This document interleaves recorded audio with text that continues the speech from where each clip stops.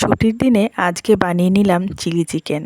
তো chilli chicken বানাতে প্রথমেই আমি চিকেনটাকে ম্যারিনেট করে নিয়েছি ডিম আর কর্নফ্লাওয়ার দিয়ে। আর এদিকে সবজি কুচিয়ে রেখেছি। আর চিকেনটাকে ম্যারিনেট করা চিকেনগুলোকে ঘিয়ে ভেজে নিলাম। তারপর সবজিগুলোকেও ঘিয়ে দিয়ে দিলাম। ঘিয়ে দেওয়ার পর একটু নেড়ে চেড়ে ভাজতে ভাজতেই ওই ভাজা চিকেনগুলো আমি সবজির মধ্যে মিশিয়ে দিলাম। তো আমি কি সবজি দিয়েছি সেটা বলি। আমি পুরোটা ঘিয়েই বানিয়েছি, ঘি দিয়েই করেছি। আর সবজি দিয়েছি পেঁয়াজ, রসুন, কাঁচা লঙ্কা, টমাটো, ক্যাপসিকাম, বিনস এইসব।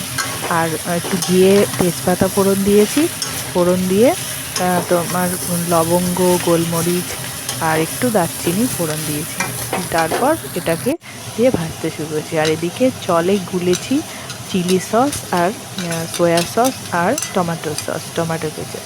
তো এটাকে ভালোভাবে গুলিয়ে নিয়ে আমি এবার ওই ভাজাটার মধ্যে এই মিশ্রণটাকে, এই সসের মিশ্রণটাকে দিয়ে দেবো।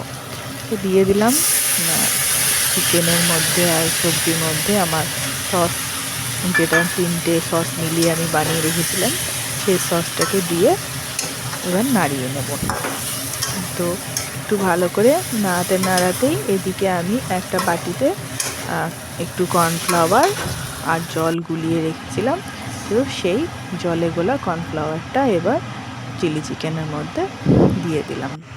তো আমার চিলি চিকেন এবার ফুটতে শুরু করেছে। তো এটা একটু হালকা শুকিয়ে এলেই ব্যাস হয়ে যাবে চিলি চিকেন তৈরি। তো তোমরাও বানিয়ে নিতে পারো এইরকমভাবে খুব সহজেই।